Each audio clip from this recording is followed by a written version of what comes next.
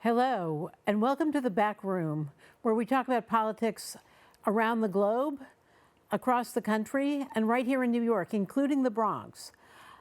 I'm Lisa Schiffren, a Republican speechwriter. I'm your host. And I'm David Eisenbach, presidential historian. And tonight we have a special guest, Dion Powell, district leader of the Bronx Conservative Party. Dion. Thank you, Lisa. Thank you, David. I'm the 78th Assembly District Leader, Dion Powell. I'm also the former Assistant State Director of Blexit, New York. I'm a local community consultant, and here I am today to talk about many issues, especially when it comes to the new movement in the African American community. As you can see, I'm wearing the MAGA hat with Black Lives MAGA, so hopefully you'll be interested to hear what I have to say today. I'm sure we will. Definitely. Will you tell us more about Blexit and what you're doing right now, combining these two things together? Well, Blexit stands for Black Exit. Everybody loves Candace Owens. She's one of our founders, along with Brandon Tatum, who's also another brand. It's a movement that started with hashtag Walk Away, and when President Trump first came into office, to get more African Americans to leave the liberal progressive thinking of the blue team and make the exit. And one of the accomplishments that currently happen, I'm very impressed with, is we have chapters on 16 HBCU campuses, historically black colleges and universities. Now, as for the Bronx Conservative Party, they sponsored some of these sandwiches here from Superfood Town over on Crosby and Brooklyn Boulevard. And also, we have a chess club every Monday and Thursday with all of our MAGA stuff. Just having our little office open on 973 Morris Park Avenue and Beauregard Avenue. So if you're a Bronx conservative, you should definitely check out the Bronx Conservative Party. And how is the recruiting going in the black community for the Conservative Party and for the black, how is it pronounced? Blexit? Remember Brexit? Black Exit. Yeah. Blexit. That's how you pronounce it. New York, we have chapters in 48 states and D.C. As for them, countrywide, they're expanding to the HBCU campuses to get the younger African Americans and beyond to get more involved with this movement. State by state, we try to provide information and resources and school choice, pro-life, family values, criminal justice, proper American history, as it were, with programs. So that's what we do with them, and our numbers are increasing as we go along. Is it all men, or do you have a bunch of women also? That's very diverse, men and women. The state director right now is Madeline Brame. So if you search for Madeline Brame in Fox News, you'll see all her content when it comes to criminal justice reform here in New York and beyond. Right. It's definitely a trend that is, I think, kind of exploding right now. If you look on YouTube, black conservatives really have big followings. God bless you. Thank you. What is the big issue for you, do you think, that is driving Why is all this happening? What is the driving force, as they say? Well, basically, the red pill effect has happened. We've seen in the media progressively how the obsession with the president has actually shown how the hypocrisy of our black leaders have actually sold us out. The one issue that broke black America across the board was the migrant influx, where we saw resources and services provided to them that we were not able to really get access to. And then when we tried to advocate for ourselves, we were getting shamed because they put on board breasts of people of color, and we're all immigrants, when that's not true. I was raised that we didn't come in that way. Do you feel the Republican Party has been sufficiently kind of welcoming and supportive of what you're doing? Well, the Republican Party, in my opinion, they're horrible when it comes to ground game, community engagement, and embracing people. That's why I joined the New York State Conservative Party, which is the difference. There are 4 political parties of New York State. However, more African Americans, black people are re-registering as Republican and independent and moving out of the blue team. So it is there. But when it comes to bringing them in, making them district leaders, giving them small titles, inviting them to the dinner dances, that's not really engaging. The Democrats are very good at that. And coming out in the community, having a table for the registration drive or a clothing drive. What we at the Bronx Conservative Party do, we follow the same Democratic script. Everything's free all day, every day, but with the school choice component, the pro-life component, and that's how we start to court new people come in. Well, I guess we'll see what happens with the voting as a result of your efforts. Yeah, the voting pattern has changed. I can actually plug this. Thanks to the Bronx Conservative Party and our efforts in City Council District 13, in 2023, we helped elect the first Republican city council person in 40 years. So we're doing this thanks to our inspiration. If you look at, the Bronx. And who was that? Oh, the Christy Marmorato. She's the incumbent. And if you go to Newsmax and you'll see Bronx Trump rally, you may see me, or South Bronx supports Trump, you may see me out there. And it started in 2023 with the progressive support of Trump. And they showed it at the New York Republicans dinner to the president. He loved it, said, I'm coming to the Bronx. And he's been here twice. That's great. That Trump rally really had a big impact, I think. Yes, because New York, people fail to realize, and Republicans have really capitalized, we have the #1 market in our backdrop. And plus, we're black. So making it cool to like President Trump and break the stigma of liking him as an African American when it resonated across the country. And I dare I say the numbers, we've shown that, all right, if it's cool, then I can get behind the ballot box and shade that butt a little. Or you know what? I too wear MAGA paraphernalia. Maybe not the red stigma hat, but something cool and stylish like this. And I'm not scared to speak out on my own medium, like the YouTube and social media, and now push back in the comment section. For example, if you look at AOC and any other areas, Democrat, progressive, black leaders, look at the comments only about that post. You'll see how many people, even locally, speak out against the powers that be. That's great. We're going to move now to national politics, or in this case, international politics. Right. Ukraine and Russia. This weekend, Ukraine unleashed a force of drones to destroy 40% of Russia's strategic air force. In an operation that took 18 months to plan, the drones were placed near 5 widely spread out air bases across Russia, going all the way east, and were set up to destroy the planes.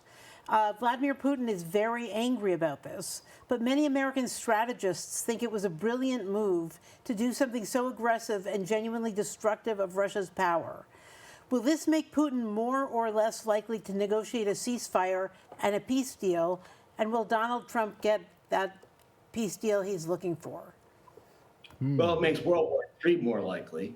And these so-called geostrategists in America who thinks this is a wonderful thing don't know a damn thing about why those strategic bombers were out on the runway.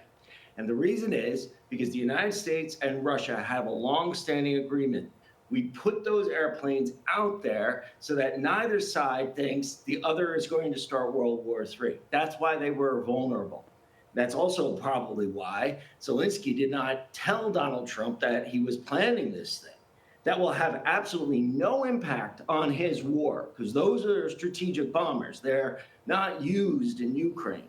But he doesn't care. He's more willing to try to start World War III to drag the United States in than he is in making peace or even protecting his own country. Oddly enough, I agree with you entirely. Do you have an opinion on this? Well, President Trump, being a bully, if you want to label him that, historically, as a now elected official, he has no experience when it comes to war, military conflict. He was more of a, by the record, peace is good for business, as they say on Frank and R. So right now, he's out of his element, I believe, because he's more of a business negotiator tool, and he's not really one of those people that's been in a real fight. No, I think you're right. I think he is surprised that Putin is not so eager to make peace. But that makes sense.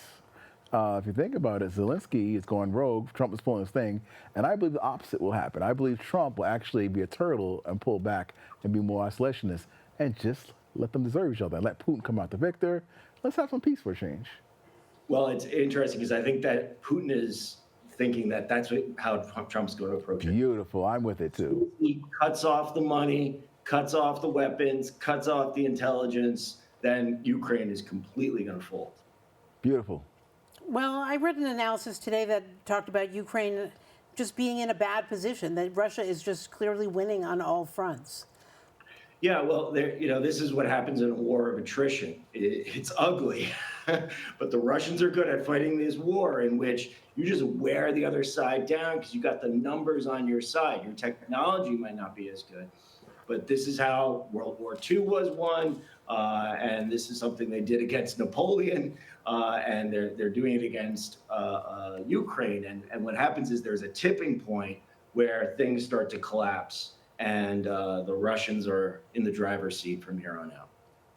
Over the weekend, an illegal immigrant from Egypt unleashed fire on a group of elderly Jews in Boulder, Colorado, who were marching to call attention to the plight of the Israeli hostages still held by Hamas.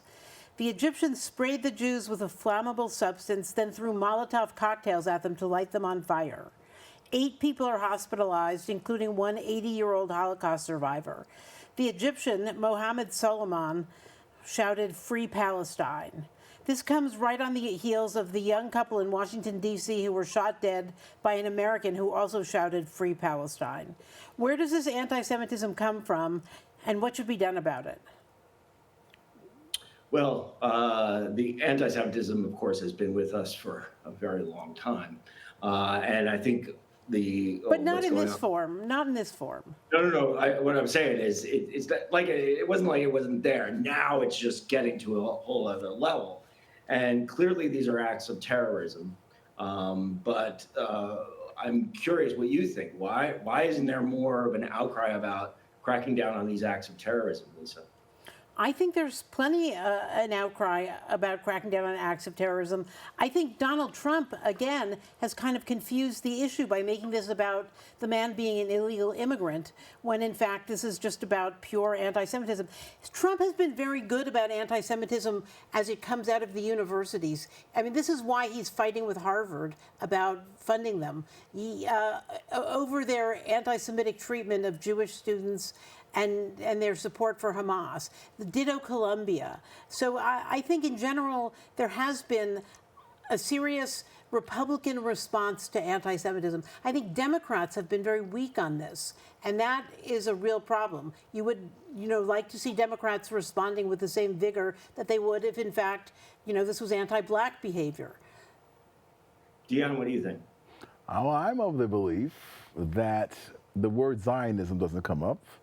And the question is that ideology at the forefront, because this issue of Israel-Gaza fractures both parties. So to answer your first question, I believe the president is going with what's fractured on the right side, which is the America First folks, as opposed to everybody else on the right, because the Israel issue is polarized in this realm.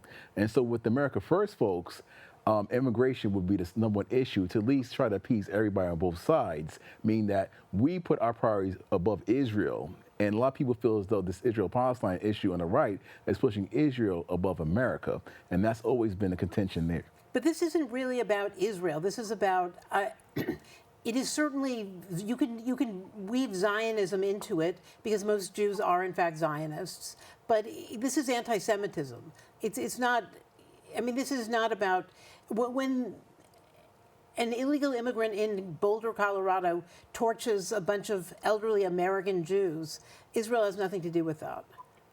Okay. Now, right, but there's no doubt, Lisa, that what is going on in Palestine and Gaza is kicked up a resurgence of anti-Semitism in America, and anger and resentments towards Jews. And this is not just on the college campuses. But what if the person actually sees it as pro-Israel folks and not so much as Jews? For example, were Jews the only ones there?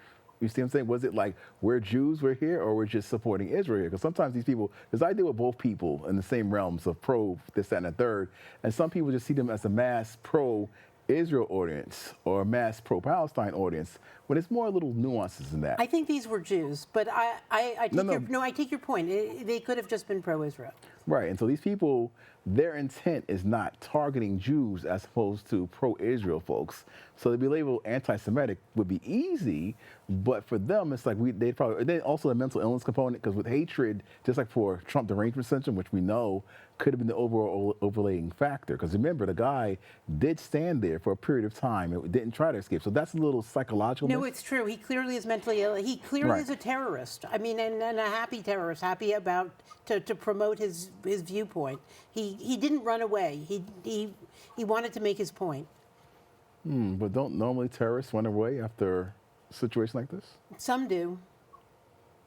Okay. Well, again, like I said, off screen, I'm not really familiar with the subject. I mean, I understand this, but some things I pick and choose because I'm reading now as opposed to, watching as to on my digest of news, what to pick and choose. But the Israel-Palestinian conflict, like I said, fractures both left and right. And it's very interesting to see how it's going to play out, or it is playing out, rather. It is, and it used to be a consensus issue behind Israel, but now we're starting to see both parties now have different wings, more divided on that issue, and not just Israel, whatever you want, fully on your side. We have to go to a break for a public service announcement. Stick with us, and we'll be right back.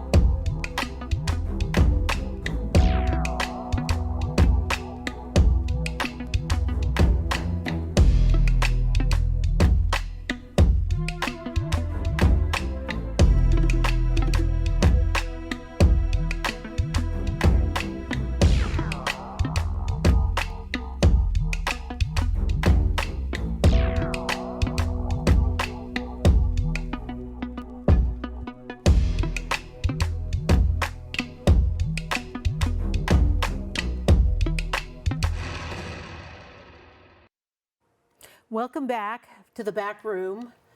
The New York State primary elections are fast approaching later this June. As of this week, Zohran Mamdani is an increasingly close second place to Andrew Cuomo in the mayoral race. The tallies were Cuomo 54%, Mamdani 46%. Mamdani is a rabid socialist and an even more rabid anti-Semite. Does Cuomo have to worry? Does the city have to worry? David? I'm not signing on to that accusation of maybe being an anti-Semite. One thing I will say, he's running a hell of a campaign. I mean, who saw this coming? Where I didn't think that he had a chance. Even when he was polling at like 20%, he's surging right now. And he's got a shot to win this thing. You think he has a shot to win it? I don't think that. I do. I didn't think that this was possible. But if you had, remember we have ranked choice voting. Yep. So depending on how much hatred there is for Andrew Cuomo among the other candidates' voters, you could have it anybody but Cuomo number now falling to Mamdani's. Well, that would be a disaster. What do you It think? could happen. What do you think, Dion? Well, as consultant and political practitioner here in New York City, I believe that ranked choice voting will come into play with the any, mini, miny, mo. The money being put against Cuomo, but the sentiment of people like myself who lost his aunt on Kingsbridge and University Avenue at the University home under the Cuomo administration, even I managed to put that aside, and I would, if I still was a Democrat, vote for him, but I'm not. So there are people like this, and then there's the seniors who vote one and done, so that factors in ranked choice voting. But all the money is making noise. But Cuomo's brand is out there. He can literally say that he was asked to come back, which is true. So we'll see how to play out. But in the general election, even if Mom Romney wins, I think he's still going to lose. You think he's going to lose to Curtis Sliwa? Well, yes, because just like the primary, the general election is still diluted with too many candidates. Democracy at its worst, right? In addition, there's a Working Families Party primary as well. So if you don't have fusion voting or cross-party endorsement for him to have two-party lines, Zohar, if he's there, Curtis Sliwa actually has a chance to win if you have all these third-party independent candidates stacking up. You know, of course. No, that's interesting. I like Curtis. I think he's great. I don't think he has a chance in hell, and I think that the Republican Party of New York State ought to actually be in a position to nominate people who actually can win, people like Rudy Giuliani or Michael Bloomberg. Right, but you see, Andrew Giuliani actually was considered, but he likes Curtis enough to let him go forward because that ruined last time for the other races. However, people have to realize there's no such thing as a runoff in New York City. So Curtis could theoretically, with plurality voting, could win with just one vote. So think about it. If you have 8 candidates in a general election who are popular, Eric Adams, through his infamy, is popular. Cuomo's popular because he's creating a third-party line and so forth. If the votes are split up in the general, Curtis Sliwa could win with just one vote because he's going to have two-party lines as well, which is interesting. That is interesting. Right? All of a sudden, a race, a mayor's race, that's been kind of dead and boring and no one's paying attention, has suddenly gotten interesting. And that argument, what you just said, now I'm interested in what's going to happen in November. I mean, whoever is interested in a general election for New York City's mayor. I mean, well, David, as you know, you've run for public office too, so you have an idea of the nuances, I believe. Well, yeah, but the way you broke down how this I'm a consultant, hire me. And by the way, in my district, we got Anthony Weiner running. Oh, that's a can of worms. Go ahead. I was walking in the East Village the other day, and I saw one of his campaign signs, and I was like, that must be a joke. And then I looked, it turns out the man is actually trying to make the comeback. I ran to him too at a festival down there doing. What? He's trying to make a comeback from his criminal record. He resigned from Congress, I think in 2011, after being caught sexting pictures of his naked self to random women. And then he actually went to jail for sending pictures of his personal anatomy to some 15-year-old girl on the internet.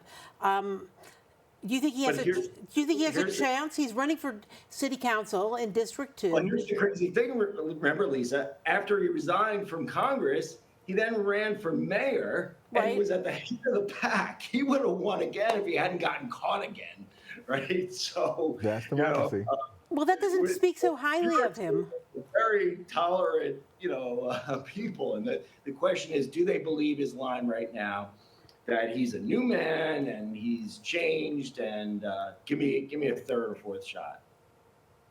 You know what? Look, he's like Cuomo. He's smarter than his opponents, and he's more moderate than his opponents. And those are two reasons that sane people might vote for someone, even if they don't like that person. Well, it's interesting because he's up against, in this primary in June, Harvey Epstein. That's right.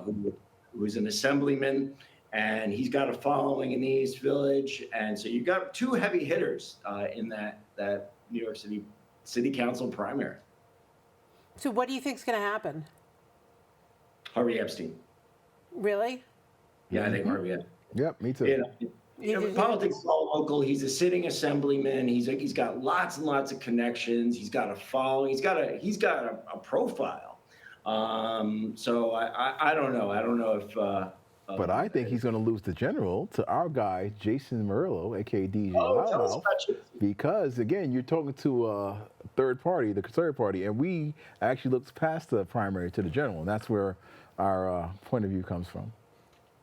So, but tell us about this candidate. Yeah, who is this? Jason Murillo is a local community leader, DJ Loudmouth. He made a presence as a local DJ. He has his own podcast, and he has both the Republican and Conservative Party line, even though he's registered as a conservative. So thanks to cross-party endorsement and so forth.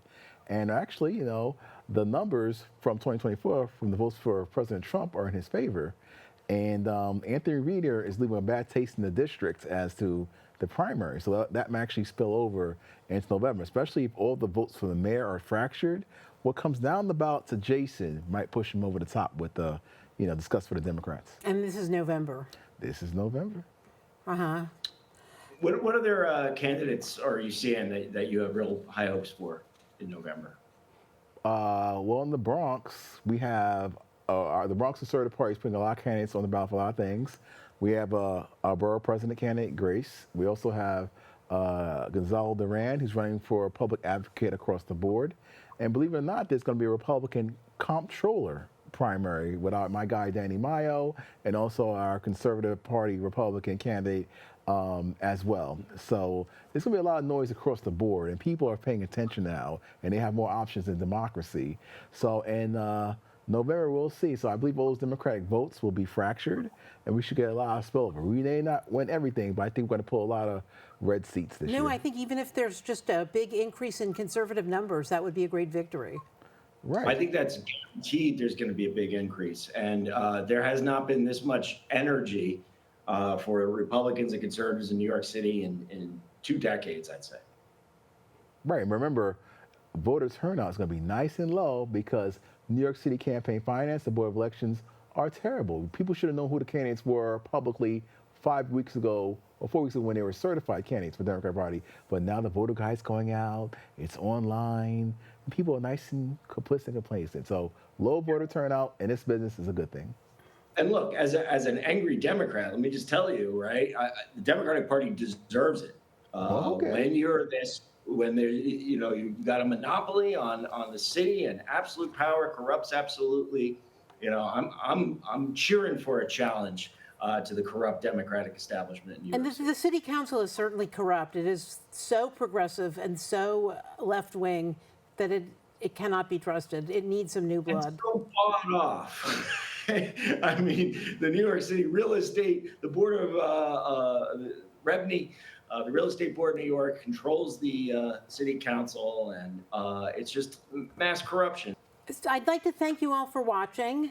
That's it for tonight, and come back next week.